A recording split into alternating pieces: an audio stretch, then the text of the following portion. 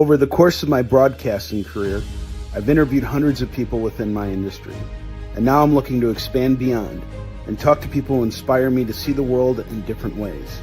It's just that simple. When I come across someone that inspires me, you're invited to be the featured guest. What is up, everybody? You're watching The Featured Guest. I am your host, Onrie. It is great to be here with you guys for our debut episode.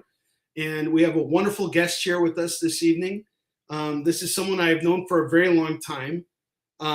We went to the same middle school, and we graduated from the same high school. We graduated the same year. And he recently released his novel, and we're going to talk about that tonight. But before I bring him in, I just want to say that he is the reason why I decided to launch the show. He was my big inspiration. And he's my guinea pig. So this is my first episode. So if there's a bunch of fuck ups tonight, it's on me 100%. It is not on our guest. But it's great to do something like this. You know, I've spent a lot of time interviewing a lot of people in the comic book industry, publishers, creators, and things like that. This is a chance for me to kind of like expand outside of that and start talking to people in different industries, people who are doing different stuff. And when I saw Sam's book here, I was so inspired by his bravery to tell his story and to share it. And I was immediately connected to it because we grew up in the same neighborhood. So a lot of this stuff really grabbed me immediately. And I tore through this book. So if you have not picked up ROMP yet, and I have been talking about this on all of my shows and on my newsletter and everything for the last couple of weeks. So if you haven't bought this book yet, I hope that we can convince you tonight that this is something you want in your collection. And without further ado, I think it's time for us to bring in the featured guest. So here he is. Sam, how you doing, man? I'm doing great. Thanks for having me on your show, Onrie. Thanks for making this happen. Thank you for being here. You know, it's like sometimes you ask people to I ask people if they want to be interviewed and they don't feel comfortable with it, but like you just were like, hey, I'll do it. So this is awesome. Yeah, got to promote the book in any way possible. So this is my podcast. This is my first time being on camera. So that's awesome. Let's give it. Well, you've been doing a pretty good job, man. I mean, honestly, like I've seen a lot of your videos promoting your book, like by doing the rolling videos. Like I think those are awesome. That's like a really great way to engage people and get people interested in like what you're doing. So I think, and it's almost like a fireside chat, like a mini fireside chat, That's what I'm trying to start. I mean, I roll doobies often. I start the day with it usually. So why not have that as my little gimmick? I figured, Well, we got quite a room full of people right now. So we got Lisa here, who's cheering you on. We got Eddie Von B. What's up, Eddie? How you doing, brother? And we got Casey Mulholland in the house. Welcome. Thanks for being here, guys. Thanks for supporting Sam. So, dude, I can't believe the things that I read in your book. I mean, I think the first chapter of your book hit me really, really hard emotionally, because it's like when I look at how our childhoods were, they were just like we grew up in the same neighborhood. I think we were even on the same fucking bus. We were, we were on the same. Yeah. And it's so strange to me how different our lives were. And, just seeing how everything kind of came together. I guess my first question for you tonight is, what put you on this path? What was that moment that you said, I need to write this book. I need to tell my story and I need to share it with the world? I think even through doing stand-up and doing some writing prior, I've always leaned on honesty. So I guess it was always in my nature to want to write a book, especially about my family, because that's what I knew. When I was on the trip, though, I knew I had something. So even at 23, I knew I had it. It just took me 20 years to actually put it on paper. But the motivation to school to be a paralegal, to change careers. And after that, because of the pandemic, I got a job at AARP, which I was absolutely loathing. So at that point, I figured, my wife has a great job, and might be the last time for me to be able to take this opportunity. So I just dove in and gave it everything I had. That's awesome, man. You know, and that is one of the bravest things you can do, is just throw it out there. And we were talking before we got on the air. You know, I've been in. I hear you, Onrie. Oh, you can't hear me right now. We were having some sound issues before. Hold on a second. Sam, I could just talk while you're fixing your stuff. Hold on. Hey, everybody. I'm glad you came. It's good seeing you. Good seeing your faces on the comment section. Feel free to write anything in there. I'll answer your questions as well. Oh, people can hear us both. We just can't hear each other. That's perfect. We can't hear each other. That's a problem. That should be wonderful. I'll guess what you're saying and just answer the questions. Hold on a second. Yes. Yes. What inspired me? Everybody can hear us both. We just can't. They can hear us both. Check the click the private chat. 1 second, people. Yeah, Sam's gonna check his volume, and because if you guys can hear us, there might be some kind of. I can hear you. I can hear you perfect. I can't hear you, man. He can't hear me though. Okay, I can hear you though. This is the best thing about being, about doing the first episode. You're back. We got your. You're back. You're back. All right, awesome. You know, see, I told you, there's going to be fuck ups. I'm taking responsibility for all the fuck ups right now. So, Sam, go ahead. You wanted to answer a question for somebody who was asking. Was someone asking a question? I was actually making up the question myself. Oh, you were making up the question. Oh man, see that is. There you go. Improvisation. There you go. All right. So we were talking about the book itself, the actual making of the book. And the one thing I wanted to say that, I mentioned prior to us getting on the air is the actual production and the final, finished book itself is really well done. And I've been in publishing for 17 years. I've seen all kinds of stuff come my way. I've seen really good stuff. I've seen really crappy stuff. This is your first book, and it looks like, Penguin Random House released it. So what was the process of it putting together? I mean, you were kind of, talking a little bit about it, but, coming from a completely corporate background and now jumping into publishing, what kinds of things did you kind of learn along the way to get you to this point right here? Well, writing it was the first step, which I had to figure out because I've never written anything of length before. So that was its own step. And then once I got to that, editing, hiring an editor, that was a whole new process for me, going back and forth with something, talking about my writing.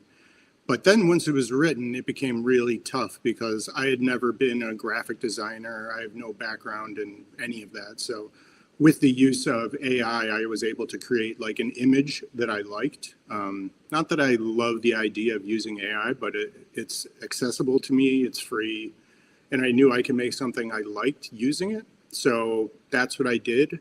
I used Canva as well to try to fuss with the images. And then after that, formatting was probably the hardest step because I had never formatted anything either, and there's a lot of intricacies with that. I had a lot of failures at first where the spacing was wrong. There are some mistakes in the book if you catch them, hyphenated words that shouldn't be hyphenated, and there's stuff that drives me crazy about it that I'll change in the second edition. But I think I did a pretty good job with that aspect of it. And now I guess we're in the promoting part, which I also have never done before. So each step of this process has been completely new to me and challenging and terrifying and all that stuff. So, it's anytime, I like doing things by myself. I don't really work well in groups, as they told me. So doing this, this is how I wanted to do it. This is how I wanted to execute it. And I knew I didn't want to take advice from a few people, but I definitely didn't want to be pushed in a direction I didn't want to go. So I feel like I've accomplished that. I don't know if people will like the book. I don't know any of that, but I do know I'm proud of the way that I put it together and the way it looks. And I've gotten a lot of good feedback on it as well. So I think I made a visually appeasing product. I agree. You totally did. And I'll tell you right now, having read your book, I didn't catch a single error. And I catch errors all the time in comics. They're pretty easy to catch. In fact, comics are so fucking annoying. There's this thing I learned about a couple years ago about eyes. And apparently, they're eyes with crossbars, and the only times you use them are when you're saying, I will go to the store. So that I will be, will have the crossbars. Any other time you're using I, it's just a straight line, I, And I didn't realize this, and I had to go back in future editions of all my books and change all of that, and I still fucking miss them. And I don't think the work is ever finished. It's only abandoned, So when you get something that is, pretty much 90% of the way there on the first go, it's like you're in a good spot, And again, this is just so easy to read, and a lot of what really got me was the tone that you used in when you were writing about things like food. It felt like you were just when you were talking about, and it seems like you really had an infatuation with breakfast. Yeah. I used to cook brunch. I mean, I was a professional cook for about 10 years. So food is a language for me that I use metaphorically. It's how I speak in a lot of ways. It's how I communicate at home. I show love through food. So naturally, when I started writing, maybe 6 months in, I started realizing holy shit, I've written about food a lot in this book, especially potatoes, Yeah, no, there's a whole section of potatoes. And, but honestly, the one thing that really stuck in my mind was the baguette. Oh, yeah. And I know it's stuck in my mind too for other reasons, but yeah. Well, I think there's the first baguette, and then there's the second one. And the first one is the one that I remember. Yeah. No, it's good food and stuff. It is my life. When I see something done properly, I'm sure you're the same. I'm new to writing, but you've done what you're doing for 17 years. Good when you see it, and you respect the process and the person who made it. And I couldn't feel that more towards people who are artisanal, people who are artisans and create products that look simple, but are, delicious and mind-blowing at the same time. Well, going back to what you were saying about AI a little bit earlier and how it helped you with the design, the one thing that I believe that AI could not possibly do is tell your story the way you did. There's nothing, there are no corners cut with the way you wrote this. I can feel myself in every single moment of this book, and a lot of those similar experiences, as well, just traveling all across the world and, experiencing the different things that happen when you're on the road, and especially when you're in a different country and you don't understand the language, you have to kind of figure out how to navigate the adventure behind that. Mm-hmm. All that stuff is just AI can't just generate that. That is a lived experience. Those were stories. Yeah, those were things that happened and made the trip insane. To me, it was a trip that at the time was really fun. I didn't think about what I was running from. I didn't feel the grief as much. For me, it was just a reason to get away and experience the world in a new way and meet new people, and it broadened my horizons. But looking back when I wrote the book, that's when I realized what I was doing, in fact, was trying to get away from myself, my grief, and find myself, as strange as that, as cliche as that sounds. I was looking to find myself at that age. I had quit a lot of things. I quit comedy because of that, because of my father passing. So I didn't have much to hold on to. So I figured try to find something and go somewhere and learn something, which I did. I learned a lot about people. I learned a lot about being alone, which I excel in now, maybe too much. But traveling alone, I think, gives you a completely different perspective on the places where you go, because you have to rely on other people. You have to make friends. You have to just be out there. You have to put yourself out there. So I wish to take what? the characters that you befriended on your trip, Yes. like I see them very clearly. Like, was was he the Irish guy?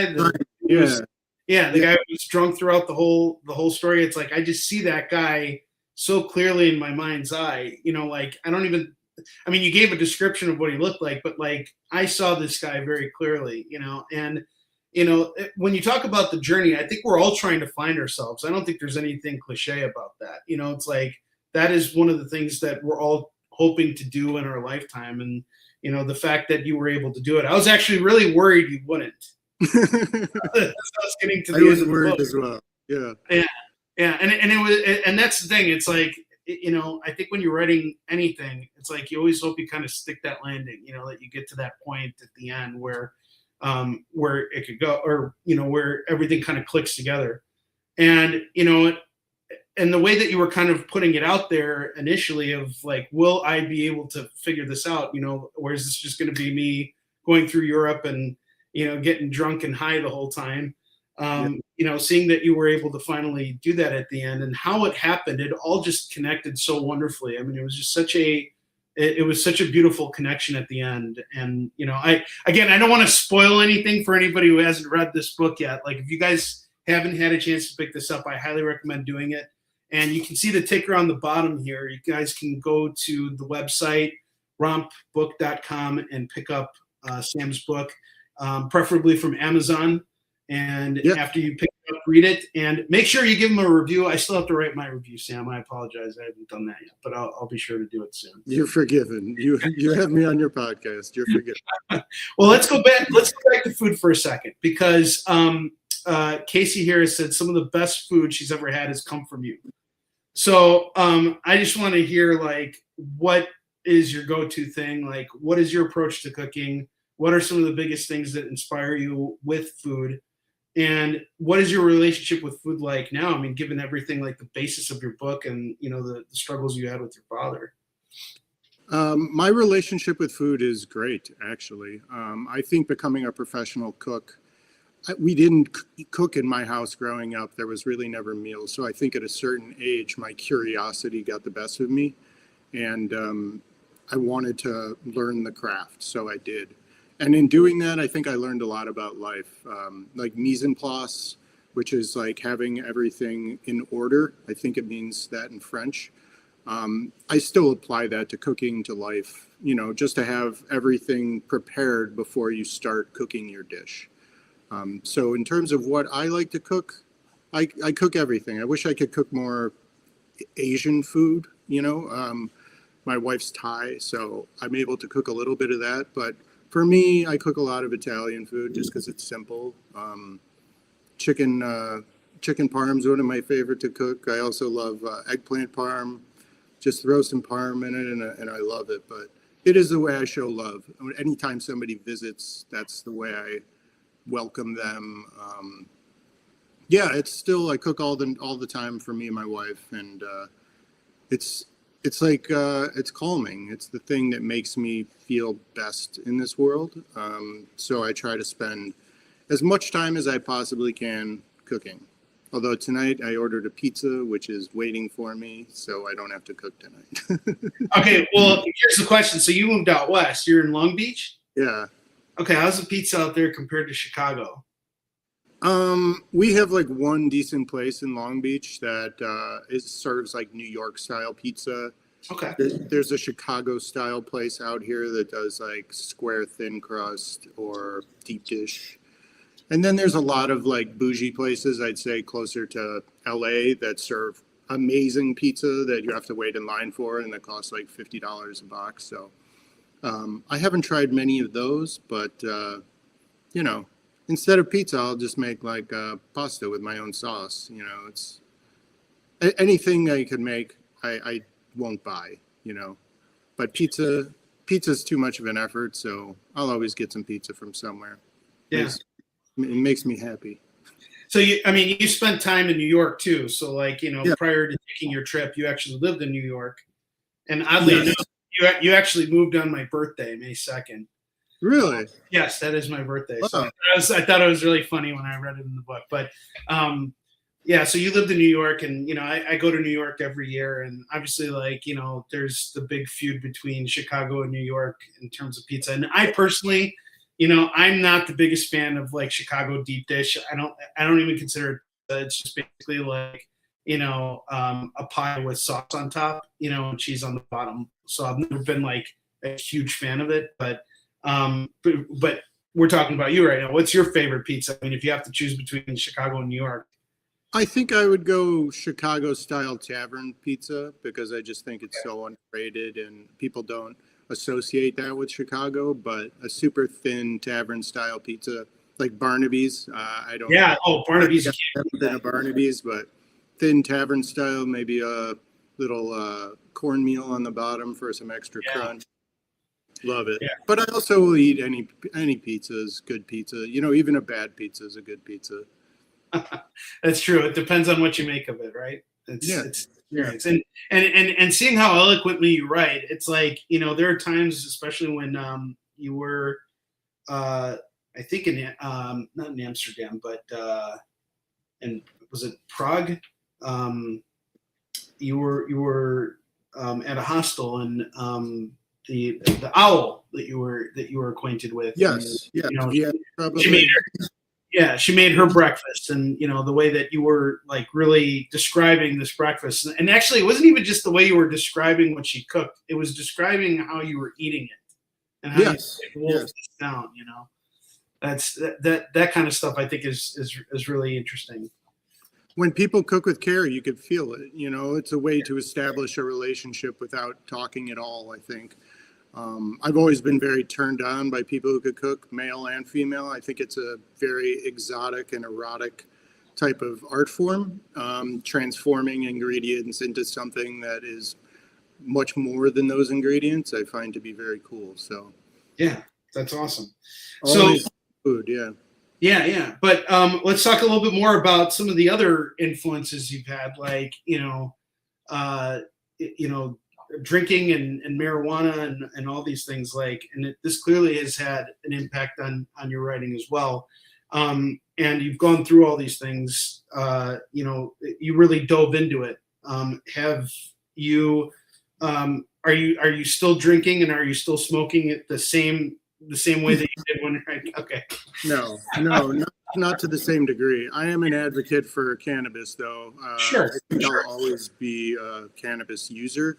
Sure. I drink a lot less. Tonight I'm drinking a ginger ale out of a cup that I drink alcohol in because it tricks my brain into thinking I'm drinking. So cheers to everybody. Right on. But yeah, I try not to drink as much. I used to be an absolute drunkard, so it's a lot easier. And I was on so much speed that, it goes so well with drinking, because you could just drink so much and for so long, I don't know if you've ever taken a lot of Adderall, but that's one of the great effects. Is it allows you to drink for a long time without getting sick, without feeling bad, So at that time when the book was written, as you know, I was on a ton of Adderall. So alcohol kind of balances that out. You need a depressant to go along with your stimulant. I always like mixing like that. But I used to do a lot of mushrooms as well. I still advocate for those. I try to do them every few months because it shows me the faults in myself. It's a way to grapple with your own thoughts. But yeah, I try to keep it professional and reasonable of late. But I do have inclinations towards drugs for sure. My entire life. Yeah, and I had no idea, honestly. Like, I didn't know that you struggled, or not struggled. I was pretty up until senior year of high school. I wasn't really drinking or smoking, but I think once my dad passed, it all kind of snowballed really quickly. Looking back, that's what happened. At the time, I thought like, oh, I'm just in a new phase of my life, having fun, pushing the limits, doing whatever, going fast as I could, But yeah, I was definitely influenced by Hunter and reading all that stuff. Like I wanted to be a mover and a shaker, and I wanted to go fast as I could. And drugs allowed me to do that. I didn't want to sleep at normal times. I wanted to be at bars all the time. I wanted to be out meeting people and living that life. So at the time, yeah. Now I'm a homebody, especially since the pandemic. I don't trust anybody going to the bars. And I have, being in the business so long, being in food and alcohol, I'm too judgmental to be out in public at bars because I'm looking at the ice going low. I'm looking at glasses not being cleaned. I'm living in that world still. So I can't really step back and enjoy that stuff the way I used to. What was your first cooking job? I think you mentioned in the book it was at Sunset Ridge, right? No, it was actually at Tanaqua, if you're familiar with Tanaqua. I am not. It's in Deerfield. Okay. It's like a tennis and it's like a country club without golf, which is pretty ridiculous. So it's just a little tennis club and they have pickleball now. But it was like a ton of people we went to high school with worked there, maybe five or six of us. So we were just maniacs. But that was, I remember learning a chicken salad recipe at that job from an old lady named Betsy, who was a kitchen manager. And even then it was like just the ingredients, the secrets behind it were so intriguing and mattered so much to me that I knew cooking was going to be something I got into, even at, let's say, 17 or 18 years old.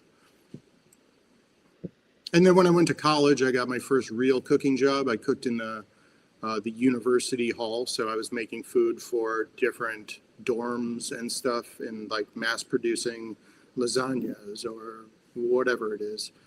And then after that, I got like a real cooking job in Iowa that was like at a restaurant. It was called The Saloon. It was Mexican American fare. But at that job, I met a real chef whose name is Jack, who now does cannabis-infused parties out here. He's a very awesome chef.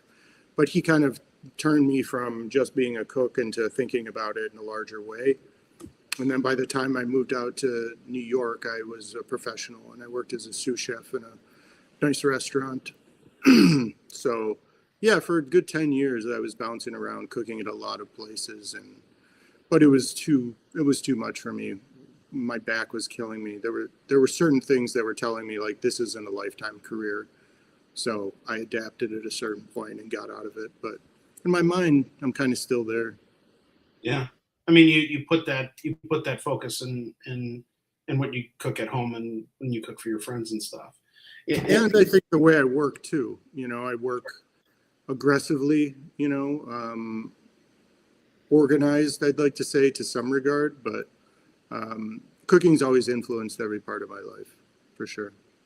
Yeah, and the way you were writing about the camaraderie of working in the kitchen, it's like, that's a very like, and that was one of the reasons why I kind of compared you to Anthony Bourdain, was because it's like, he often talked about what it was like being in the kitchen and, everybody's sweating and, everybody's worked their ass off. It's like you're playing basketball for like 2 hours and like everybody's got this whole process in their kitchen and you gotta meld in with it and make it work. And, it's a game for the young. Absolutely it is. Absolutely it is. It's hard working 10 hours and being on your feet all day and getting yelled at and, all the stuff that comes with being in that industry, or at least at the time when I was in that industry. I'm sure it's changed a little bit since now, but my chef was an absolute maniac. He would drink all day, come yell at us, leave, go to the bar, come back, steal our food, But yeah, that was the job where I realized like I'm done doing this. When I moved back to Chicago after that, I helped open a restaurant, which was a lot more fun, having control of like creating a menu and laying out a kitchen. But I knew it was never going to be a full-time job for me again. When did you move back to Chicago? I moved back to Chicago after I met my wife in New York. So that was 14 years ago or so. We moved to Chicago. We lived on the south side in the back of the yards. Okay. Which is a pretty violent neighborhood, but we had a giant loft that justified the danger, I'd say. Yeah, it's kind of strange. Like for those of you guys who don't live in Chicago, there's like certain areas where, like, you'll drive down a block and it'll be totally fine, and then you drive down the next block and it's like there are people who are getting murdered here. It's like it was like that, right? I mean, I'm assuming. Yeah, I mean, yeah. every block was like that. On the Yeah. south side, and when you're at Ashland and like above south, when you're in the 50s south in Ashland, like Oh yeah, then that's when anywhere south you go is very difficult to live. Yeah, that's interesting. Okay, so because my impression when you left Northbrook, you never came back. Like you seemed intent never to come back to this place again. And I know that there are a lot of people who, we grew up in this very, like upper. I don't want to say upper crust, but it is considered to be a really good suburb. Like people want to raise their kids in this area, and we were the byproducts of this, of the upbringing in this environment. And I still live there. I never really left. Like I've traveled, I've done things, I've lived in other places for short periods of time, but I always ended up back in Northbrook. And everybody's had so many different experiences. Like I've heard some people have had really, really crazy dark experiences. Some people have had really great experiences, but it's really strange to hear everybody's story, especially when you don't necessarily know what was going on. When you would go to, like, we would just go to school every day and be in our own heads about what we were dealing with. So I mean, have you been back to Northbrook recently? Do you still have any connection there, or is it just like completely? Yeah, I don't have any connection there anymore, really. I guess I know a few people that still live there. Somebody reached out the other day who still lives in Northbrook. But no, my ties to there were completely gone once my mom moved to Florida, like about 10 years ago, which was a huge step for her to get out of the house that is written about in the book. So once she moved on, Northbrook was, I was raised before Northbrook in Morton Grove. So was I. That is so crazy. I lived in Morton. Yeah, I'm not kidding. I was in Morton Grove. I went to Washington school from like first grade to third grade, and then I moved. And then my parents moved to Northbrook. I went to Nelson. So if you know. Okay, Nelson. Yeah, Nelson. Yeah, okay. Wow. Small. So I think when I got to Northbrook, I remember my parents kind of telling me, like, you're not like these kids. We don't have what they have. This is a place where you could exist, but you don't belong. So I always had distance between me and Northbrook, I'd say. The kids who I hung out with were like going to be there forever. And I always felt like I wanted to go to New York, even as a little kid. I always wanted to live there. So once I had the opportunity, even before, when I was going to college, I spent my summers there practicing stand-up and stuff. So I had about 2 to 3 months in New York every year from, let's say, 18 to 21.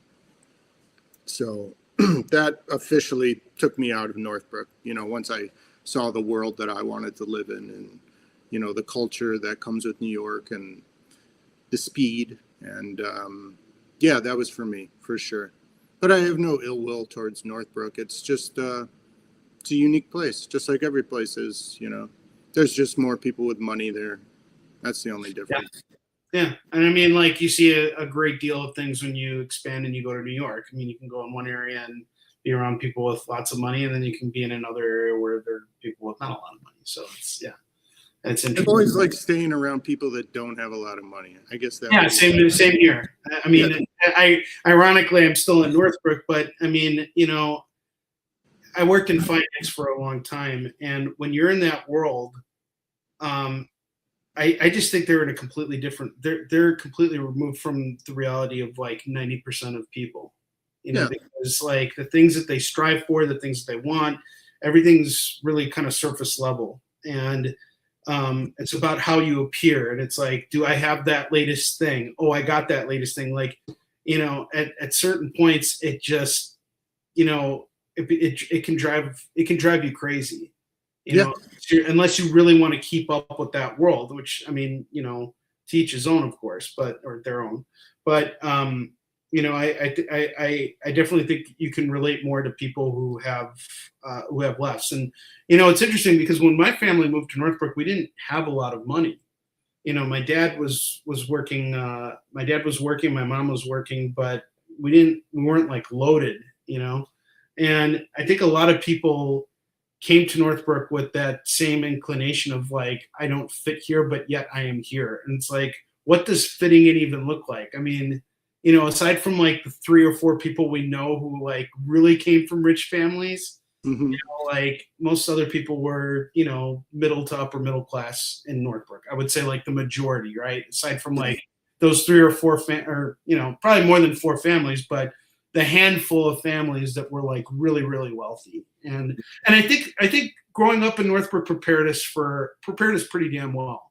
Like going to GBN and everything, it prepared us for like the world outside of Northbrook, like education wise. If you go into college, and it's like a lot of things are a little bit more accessible, I want to say, than they were like, if we would have stayed in Morton Grove, for example, and went to Maine East. Yeah, that's interesting. Well, I want to segue now because you had mentioned your stand-up career and you wrote about it. And it kind of seemed like as you were going through everything that this was sort of something that you had adamantly abandoned. And, again, no spoilers for anybody who hasn't read the book yet, but this, stand-up is something that really means a lot to you. So why don't we go into that? Like what, I know you wrote about how you got into stand-up, but what's it mean to you today? Does it still have a place in your current life? Like, are you planning to do any stand up and all that? I'm not planning on doing any stand up. I do feel like if I were to, I'd have to change my whole life and focus on it 100%. Go to open mics every day, like I used to. It's just such a commitment, and to be hopping around to different clubs and bars and all that. It was great for me when I was 20 to 23, especially in New York, where you could hit like 5 open mics in one day and you're just popping from train to train and going, Another young man's game, just like cooking or like working in the kitchen. Yeah. I guess everything's a young man's game. Well, yeah, I mean, well, hey, shit, man. So is publishing. Like all a young man's game. Yeah. Yeah. Getting old is terrible. Yes, it does suck.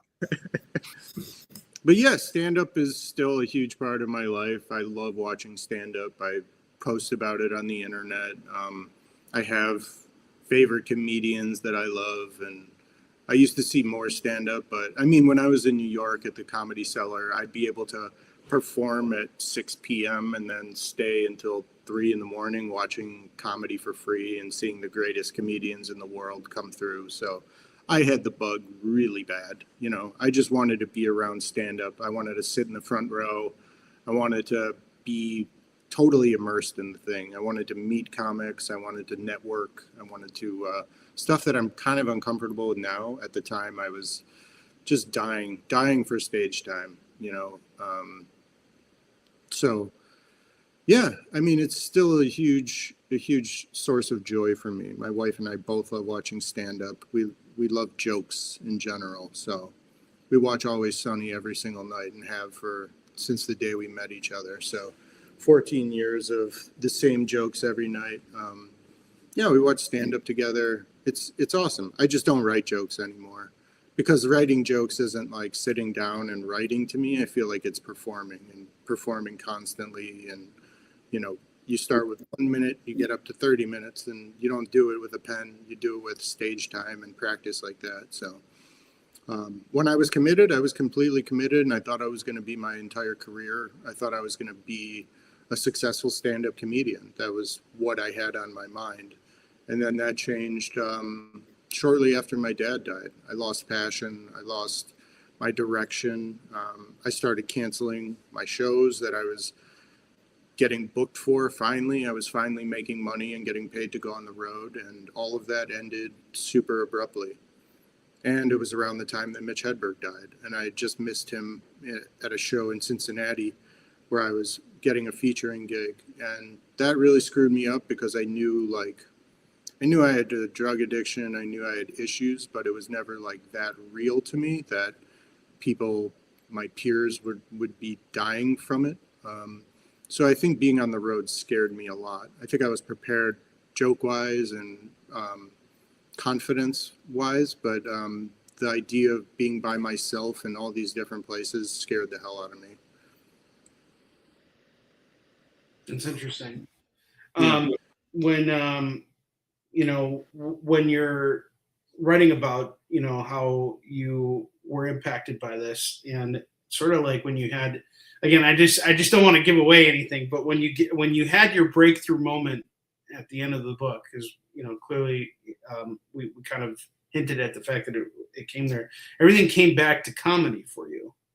Yeah. And yeah. almost making light of your situation, really. And it was almost like you had mentioned, and we'll talk about this next, the whole the martial arts nuances of your book too. You getting your glow. So I guess one thing I'm interested in as somebody who's read this, and is what happened after you came back. So like as soon as you came back from Europe, what was the next path for you? Like how did you you clearly found your glow. Where did you take that, and how did you apply it? And well, I hope there's a book coming about that as well. But I lived in Chicago for a long time with Pat, my best friend, who's Pete in the book. Those are probably the best years of my life, like 24 to 27, I wasn't thinking about anything. I was working as a cook, just having the best time of my life, drinking like a maniac, staying out all night, but around the best people and safe people and respectable people and kind men, So it was, it was just one of those times where everything was perfect. Everything. Those are the best years of my life, I'd say. It's like 24 to 27. So I came out of this horrible experience with my dad, with all that, with finding myself. And then I found myself in a situation that I was back with the person that helped me deal with the grief of my father. And now we were living together, building a best friend relationship, which still exists to this day. So, those were amazing years for me. And I hope to write a book about that in the near future. So, I hope you do too, man. This is, I want more, damn it. You'll get more. You'll get more.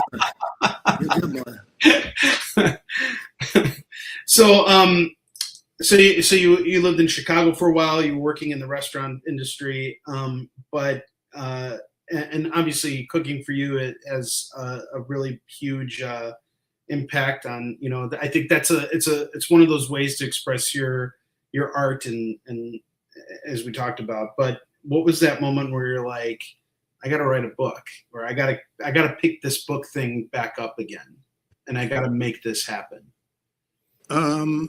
Honestly, I think I wanted to do it since I quit my job at AARP, and I had started outlining. I had a big whiteboard. I was writing different cities that I went on it. I just started in the most basic form, but I was struggling mentally. So at a certain point, I saw a therapist and a psychiatrist and got on meds. I found out I was bipolar, which kind of made sense after hearing it and being diagnosed, because a lot of the major decisions in my life came during points of mania.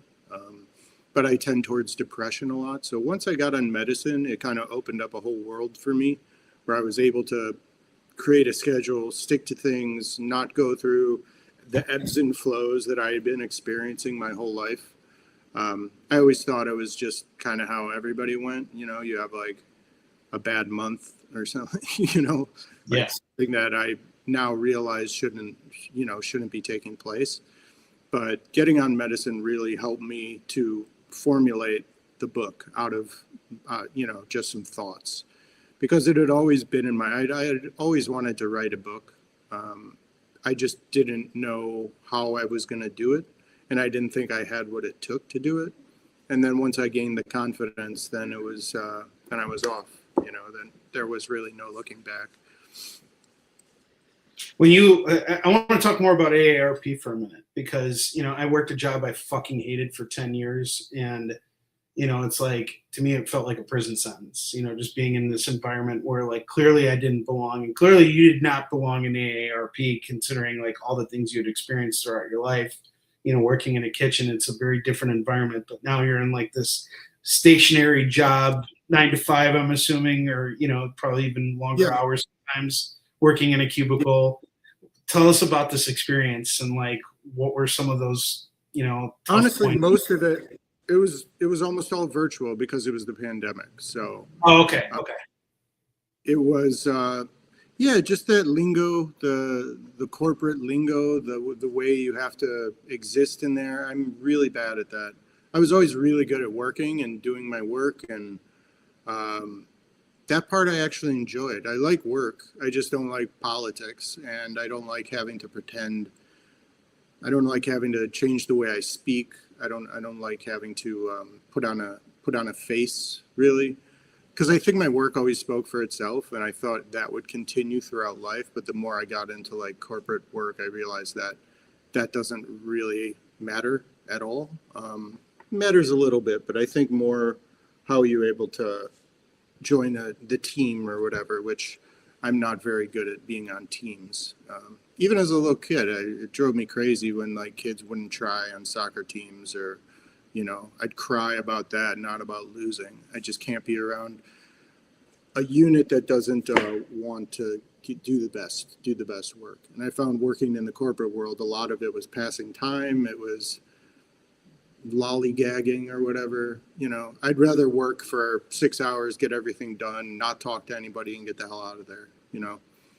So, yeah, I knew while I was doing it, it was just a stopgap. You know, there was no moving up. I think I applied for another position within the company, and they gave me a clear, like, you're not a fit, you know, you don't fit in here.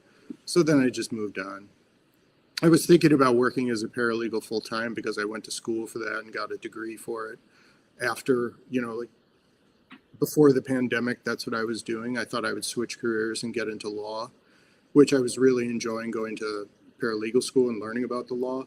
But then I decided, like, after looking at jobs and how much I was going to be paid and how much work I was going to be doing for lawyers, it just didn't seem like the best idea for me. So I tried to find a job where I could work alone and be my own boss, you know. And it's a scary thing, you know, like I think for me, the scariest day was when I quit that safe and secure job. You know, so what was your last day like, and what was that experience like? I think I was relieved. There was really no fear. I knew I'd figure something out. And still, if I have to go back to a job, I could go back to a job like that. Like, it's not the end of the world to me. It would be crushing in some ways, but I think with more balance in my life now, I could get through it, and I could, you know, depending on who the people I work with are. But yeah, my wife is great. She has a great job. You know, we don't have kids. We don't have to support kids. So it was both of our decisions, her encouraging me to do this, to take this time and to go for it 100% and not look back. So yeah, quitting the job was easy. It felt great. It felt like the right thing to do. That's why I did it. But here's the thing, starting your career in publishing, you know, that takes so much effort. And especially when you don't know what you're doing and you're jumping in there, and yet you have done this, and especially struggling with depression, because publishing can get depressing, and yet you've done it. You've created your book, you got it out there, you're promoting it, you're making yourself available to appear in different places.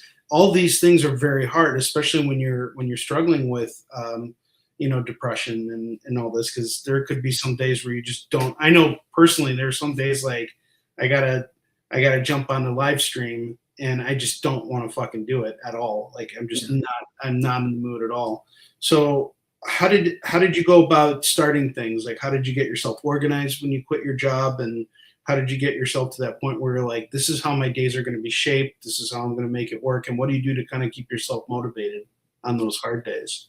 Well, I like working very early. So sometimes the dog gets us up at around 2:30 now because he is very old. So I like working intensely for the first 6 to 8 hours of the day. So for me, working a normal job was kind of difficult in that sense. My brain kind of shuts off by 3 or 4. So I love the idea of being able to choose my own hours and work alone and not have a boss, but still organize myself. I'm still kind of unorganized, but at the same time, like I have my own system, I'd say. But in the beginning, it wasn't easy creating a routine. I think having a dog helps a lot though, because there's certain things I have to do at certain points of the day, and that gives me windows to do my work, which works for me, which goes well with my life.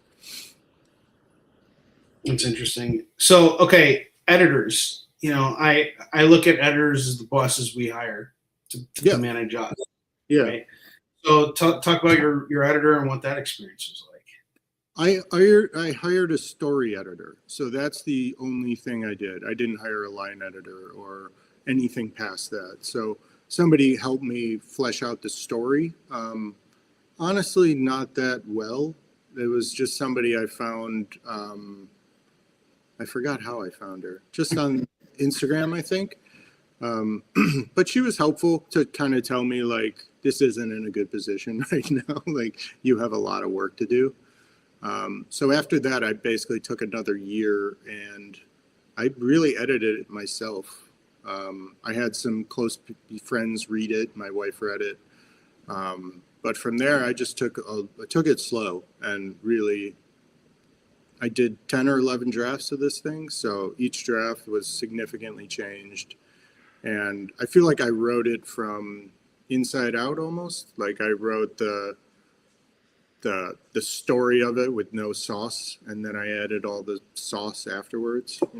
Here I go talking about sauce again. No, actually, I love that metaphor. I love that you're taking what you know about cooking, and because that is how it is. And for some people, the writing process can be agonizing, but for other people, it can be cathartic. How would you say it was for you? Was it a little more agonizing than anything? It was cathartic writing about my dad and my childhood, and that part came almost easiest. I remember I wrote a letter to my aunt, kind of outlining this whole part of my life, and I felt like I had been not just lied to, but I've been kept in the dark about so much between my family and my extended family. So that part came kind of easy to me because it just shot out of me. It had been waiting to come out of me. The rest of it, organizing it, putting pieces together, that was really difficult for me to go from like, okay, I wrote about my dad to now make this like a real story that has an arc, a beginning, a middle, and end. Because that was all new to me. I'm not even a voracious reader, so. Really, you could have fooled me. Yeah, I mean, I thought it like the way this is written, man. It's like it's written by somebody who like you have a very strong sense of words and really extensive vocabulary. It's not like you're just like crapping stuff out. I took you for a voracious reader. Yeah, that's kind of you. Especially during the time I was writing the book, I wasn't reading anything. I was just focusing on my voice, which I think helped. I mean, I read so much Hunter in my life and Bourdain and all that stuff. Like I didn't want to come off like a copy, or sure like a version. So I kind of just kept myself in the dark for a while and just worked on the book, just worked on writing. And I think like with each draft, I know people who I've shared it with have been like, it's almost unrecognizable from the beginning, which when I'm too afraid to even look back and look at it right now, but I know someday I'll look back at early drafts. And I was putting a lot of stuff on Medium in the beginning. Are you familiar with that website? No, I don't actually. I'm not. So it's kind of like Substack. Okay, I know Substack. Yeah, you post there. You have followers. It's like a social media site for writers. So when I joined there, it gave me a place to at least throw my work out into the world. But now when I read that, I'm like, holy shit, this is garbage, you know. But it was the birth of the story, you know. Sure. Yeah. You gotta vomit first before you can. Yeah. And I didn't realize that in the beginning. I didn't realize how much effort it would take, you know, how many go-rounds it would take to write it. But yeah, I guess once you're in the meat of it, then you're kind of digging your way out of a hole as opposed to, you know, building something. That's how I felt, at least.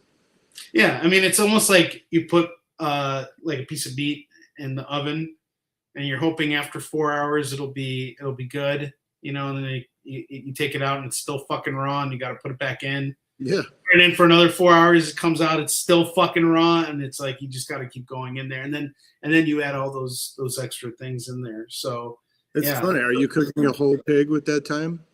What's that? I'm sorry. Cooking a whole 16 hours. Funny, because in the book, Jewish, right? We're both Jewish too. We're not supposed to even eat fucking pigs. Yeah. I mean, I eat pig all the time. I mean, I like bacon. I ain't living in a world where I can't eat bacon, but you know. Anyway. I was raised as a Jew. I don't identify as one much. Yes, anymore, exactly. There you go. Yeah. I guess it's dangerous nowadays. So. Yes, you know. It is. It is. It's one of those things where it's you know. I mean, I'm proud of the heritage, but you know, it's also like that's another thing about growing up in Northbrook too. It's like it's a very Jewish and a very specific type of Jewish neighborhood. Yeah, you know, absolutely. And yeah, I think that honestly was kind of hard for me because it was like the way people could be in those environments was like they were secluded. You were secluded if you weren't a specific type of Jew, even though you were a Jew. It's a really weird thing, you know. Yeah. And I think that kind of what really resonated with me too, with you know you writing about your dad, and you know because honestly I didn't know anything about your family. It's like to me the way I saw you as a fourth grader, you know everybody loved Sam. Sam was the cool guy. Everybody wanted to be friends with you. You know, I had no idea about any of these things with your father and what you were. Well, I mean, nobody did. That's the whole point. You know, Yeah. It started with my mom. It wasn't like we need to keep a secret. It just became something that wasn't spoken about ever. You know, him not leaving the house, him not leaving the basement. It was something we hated and we loathed, but at the same time, like when you grow up with secrets like that, I think it's natural to think like, who could possibly relate to this? You know, I remember thinking like, I wish my dad was an alcoholic because then it would be easier. Like I'd be able to talk to people about it because I know other kids' parents like drink too much. Not like my dad's obese. He doesn't leave the house. He has a tough time putting pants on. Like that's not something that is easy to talk about. Not that your dad being an alcoholic would be easy to talk about, but I think it is more relatable. So it just became the secret that I had to keep, you know. It didn't make me so miserable that I couldn't function as a kid, but going home was always hard. You know, even getting on the bus, I knew I was going to end up back at my house. I knew when I went in the house there was a chance my dad was going to be dead, you know, or have a stroke and need me to call the ambulance again, or because it did happen a lot. Yeah, it's something that I think a lot of people keep secrets. I think that's why I wrote the book, is to relieve myself of these secrets that were rotting me. After my dad died, I was able to finally communicate that with Patrick, my best friend, and that started this catharsis for me, where I started sharing, and through sharing realized that like that is how I will heal this. So I guess the book is an extension of that. I'm now at the point where I have no secrets. Nothing matters. You know, I accept my childhood. I accept my mom. You know, it took till I was in my 40s, though. You know. Yeah, you kind of you mentioned her. Yeah. But you know, kind of like the interactions between the two of you kind of tapered off, and even your relationship with your father was kind of at times tumultuous. But you know, you also wrote about him you wrote fun things about your experiences with your dad too. Sure. Before we moved to Northbrook, things were a lot different. And then when we moved to Northbrook, when we took in my grandpa, everything kind of went south. His health, his mental health, my mental health, my mom, everything turned shit when we went to Northbrook, which was supposed to be a new start, a new wonderful place to go to school, but that was all torture for me in the beginning. I think it got easier as I got older, especially when I started drinking, and that took the edge off of going home or, being at home at night and experiencing my dad used to wail, scream just in pain and sadness and stuff. And that would be so hard for me to deal with that by the time I got older, escapism was the only thing that was really appealing to me. But even now, it seems like you've really, truly made peace with this. And I mean, it's made you who you are. Probably without having these experiences as traumatizing and as difficult as they are, we wouldn't have this book, and totally. I don't think I have me, the complete person that I am was shaped by all those experiences, just like we all are shaped by everything that happens to us, good or bad. Yeah. So yeah, I can't look at it. It's hard to even regret it now. I could look at it and say, man, that was a shitty time. And I can't believe that I had to go through that, but now I'm here and it's all good. I'm adjusted. I went to lunch yesterday with someone that we grew up with too. He was a year younger than us, but he's in the music industry, and we've actually collaborated a few times in the past. And when I saw him yesterday, we had a really wonderful time catching up. He just recently moved back from LA, and got married out there, and he's doing really well. I'm really close with his sister. We all graduated from the same high school and all that stuff. But it's interesting. He shared some things with me about what he had been going through on a personal level.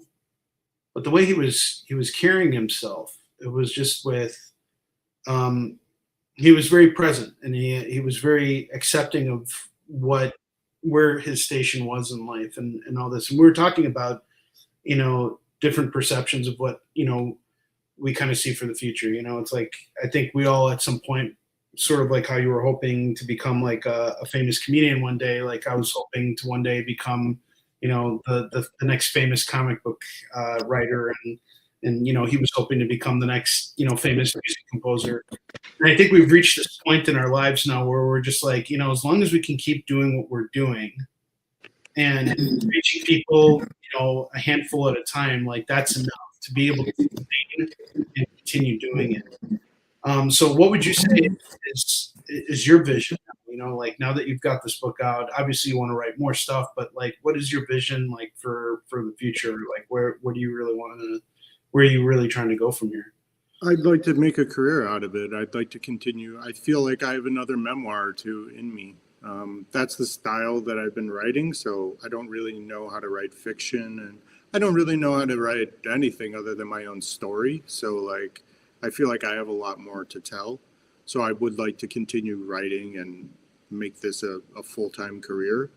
In the present, though, it's just trying to sell these books, trying to get eyes on it, it's a whole new challenge. So I'm trying to go into it with patience. And I think I am at that stage now where I'm accepting of like, okay, it's not about how many I sell. It's about connecting with people. It's about building a community. And those are my main focuses right now, as opposed to becoming a famous writer or whatever that would be. I just want people to read the book, and I hope some people connect with it, because I do think we all have secrets. I do think people go through similar things, and I hope it resonates in that sense. Yeah, like even though I didn't know any of this stuff, like, and I totally understand your pain and why you would want to cover up all of this stuff. There was a lot there that I felt I could relate to, and in a different way, Mm-hmm. Because you're right, we all do have secrets, and there are things, but it's like, there was still so much there aside from like the pain. Depression is really kind of seems like the real thing that was ruling your household, and the environment, the changes in the environment, like your grandfather moving in, and how him and your father just didn't get along, and the constant fighting between the two of them, like that was all kind of like just a really bad, I've lived in households where it's been like that, where just people in the house, when there's war in the house, it is a very unhealthy environment, and it's a place where depression can really kind of like, grow and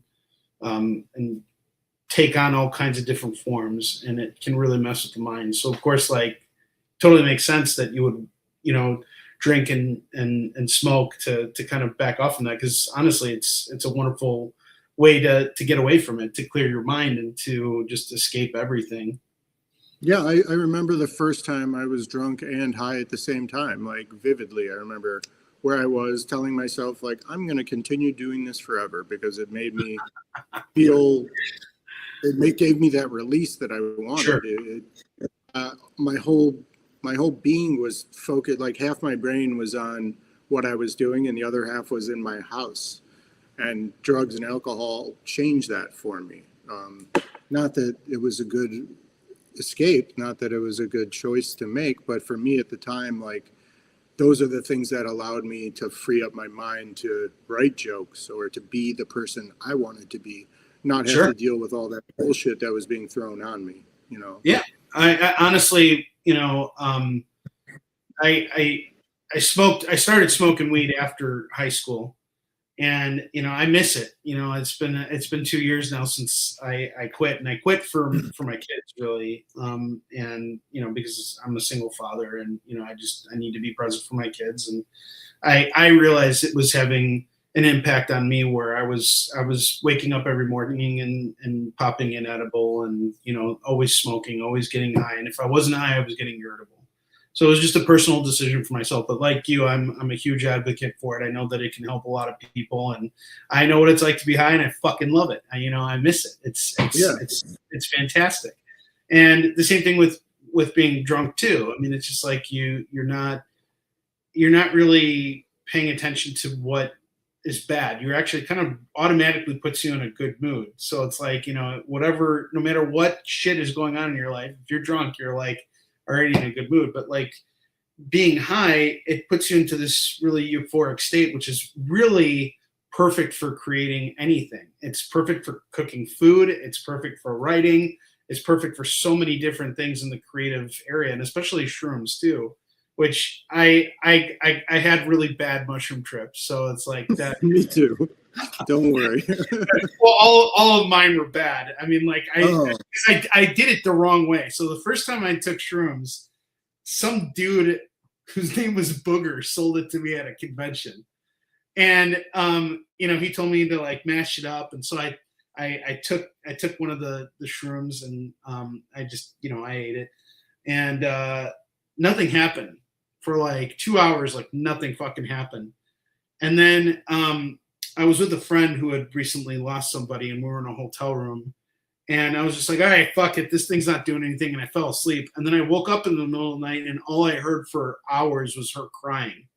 She was just, because she took shrooms with me, and she felt that I didn't. So that was my first experience. The second experience, I really fucking felt it, because my friend gave me a big handful, and he's like, fucking eat this and shut the fuck up. And we watched that. It was right after I got divorced too, so I was like, this was my experimenting time, and I'd missed so many movies while I was married, because my ex and I just never watched movies together, and let alone comedies, all this stuff. So I caught up on a whole bunch of movies I hadn't seen, like Step Brothers and Hot Tub Time Machine. I'd never seen these movies before, but now I'd seen them like on shrooms, and that was cool. It was like, that was a fun experience. And then the last time I took it, was with that same friend, and we watched a movie, and then I was like, all right, I'm gonna get going, and I got super fucking paranoid driving home, and then I just started having all these like weird like conversations in my own head, and I was just like, all right, I'm pulling over, I'm calling a fucking Uber. I'm not fucking driving over. And that was it for me. But like still, those experiences, like they can be really transformative for you. And I, even my buddy and I, we were talking yesterday, and he was telling me, have you ever seen the show The White Lotus? Yeah. So the guy who does the composition for that, he also did the score for that. He also did the score for the Smile movies and a bunch of other stuff. Really phenomenal, brilliant composer. He gets high on shrooms all the time. Like it's like that's his thing, you know. So I'm a big advocate for, you know, all kinds of psychedelics and things like that can help you know, free the mind, you know. And yeah, whatever you use, if it's safe and you're not harming anybody, and yes, you know, whatever. And creatively, you know, creative wise, like I could say like being high helps me with certain things. It also keeps me from writing coherent sentences at times, you know. It's not like it's a secret thing. If I'm thinking big picture, it helps me a lot, but getting down to work, thinking about like minutia, it doesn't help at all, you know? So sometimes I still get high and I realize, why did you do that? You know? But you know, sometimes it's just interesting though. I mean, it's like you can always just vomit the words, right? It's like you can always go back after you're sober and be like, why the fuck did I write that? And sometimes you'll throw it out, but sometimes it'll be like an acorn of something, you know, that you can still use and keep going. So I think that's how the frog came about, because I don't really even know why the frog was there, you know? Yeah, I feel like the frog is the perfect metaphor for everything, and I've actually been thinking a lot. I've been seeing people in my life as animals recently. Yeah. So I've identified someone in my life as a cockroach, like very vividly. They're a fucking cockroach. You'll never get rid of this person. They are a fucking cockroach. And I mean that in a positive way too, you know, because animal. Well, it's like, you know, you've clearly identified with the frog, but it's like, you know, most people would think, well, why a frog? And if you want, please like tell us. I know that you made a whole video of it explaining it, but like, you know, if you want to go into this, I think people would really love to hear it. Well, I think somebody, you know, in the book calls me a frog and lets me know that I am in fact a frog. I didn't realize it at the time, and then that kind of sets me on a journey where other things confirm my frogness throughout the book.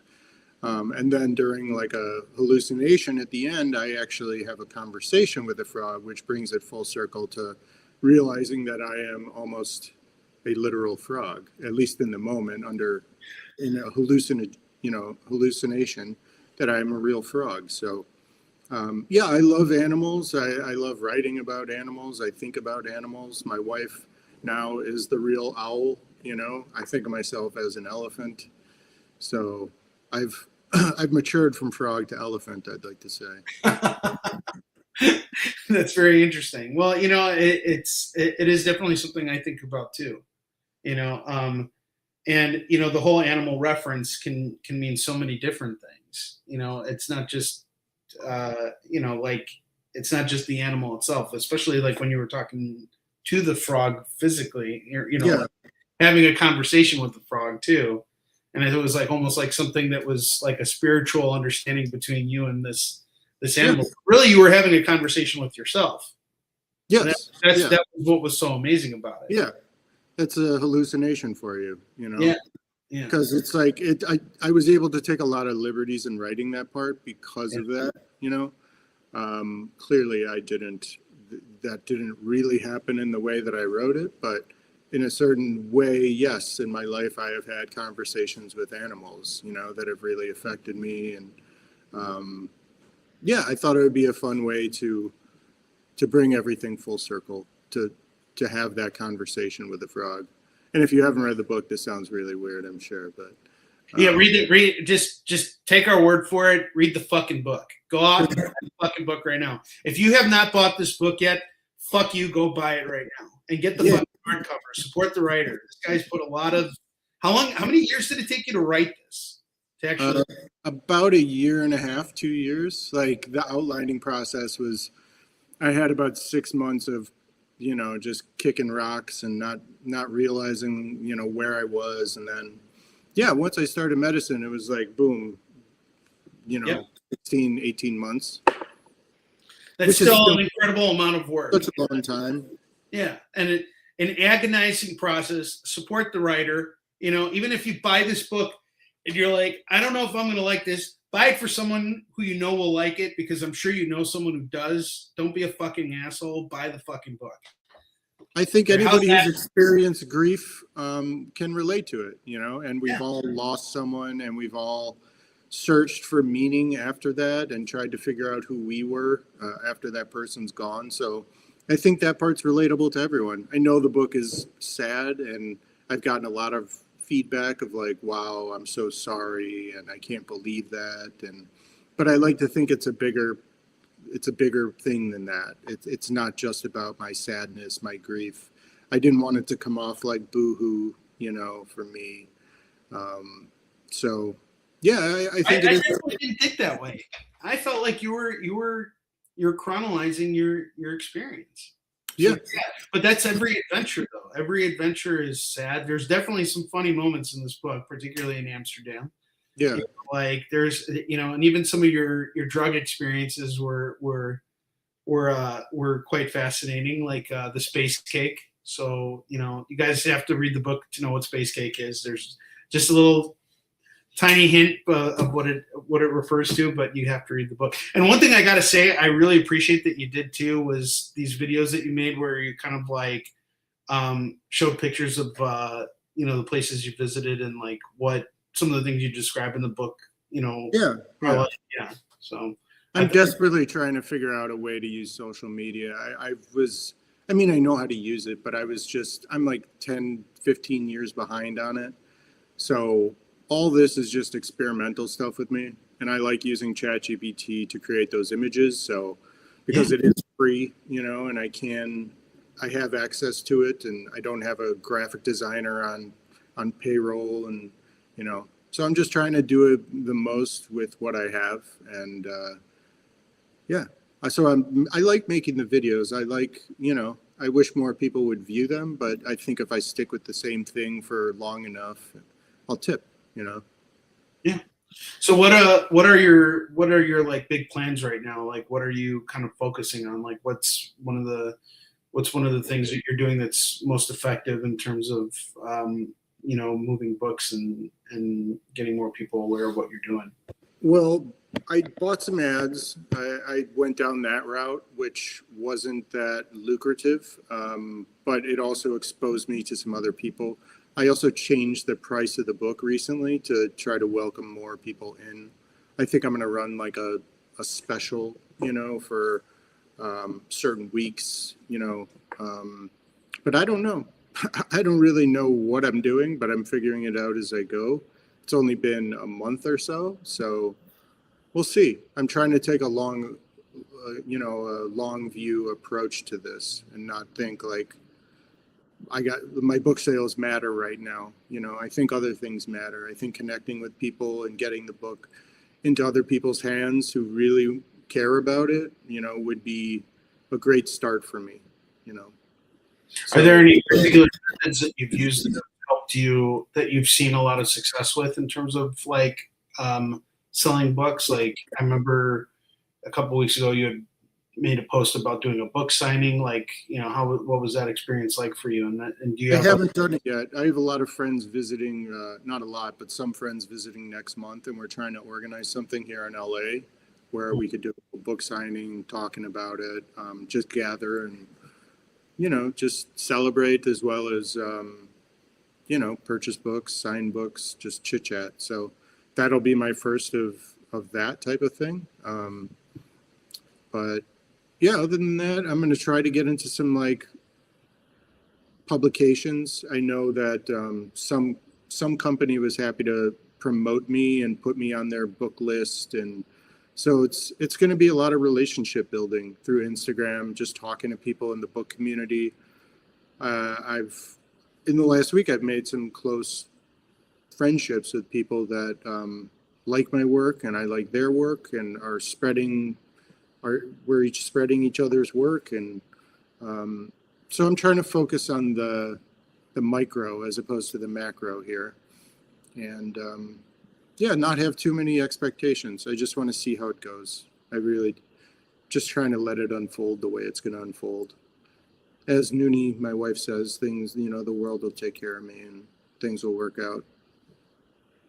That's a really great approach, and I think the more calm you are about it, it's like the more success you'll have, because it's like you can find opportunities that like you may not be able to necessarily see if you were just in a panic mode, Yeah. and it's a very easy thing to fall into a panic, especially when you got bills to pay at the end of the month and you got all these other actual real worries looming over you.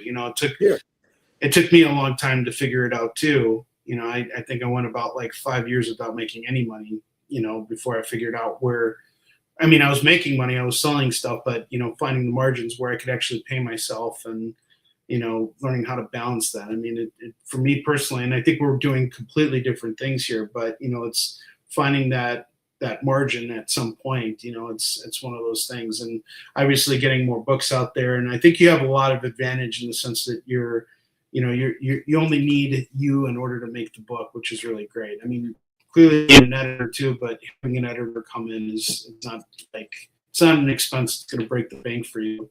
And there's so many people that can help you get this out there the way that you want to see it. Yeah.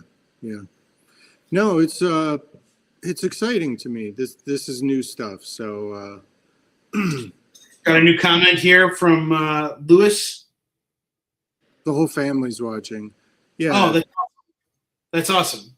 Yeah. Well, I gotta say, our first episode of this, we've had pretty steady viewership, which is really awesome. And keep in mind, we've had a nice conversation. I've really enjoyed it. It went by really quickly. Yeah, dude, you're welcome here anytime, man. And I hope I lived up to my end of the bargain in saying that this was going to be really chill. So you were fantastic. I've had a really great time. So I hope people who watched felt comfortable and they felt our good vibes together. So yeah, awesome, man. Yeah, thank you. I appreciate it, man. Well, you're always welcome back here anytime, and we can keep going, or we can end it right here. It's up to you, man. I'm gonna go take care of the dog, get him outside so we could do his business. But yes, yeah, of course. It was really wonderful. Thank you for having me on. I had absolutely. A great time. Yeah, absolutely. Before we go, let me say hi to my nieces because they're watching and I love them so much. So B, Violet, what's up, ladies? Hi. Okay. Excellent. Well, Sam, thank you again for coming in. We appreciate having you here, and you're welcome back anytime. And we look forward to your next great adventure. And good luck with sales for the book. Thank you. Cheers, Onrie. Take care, everybody.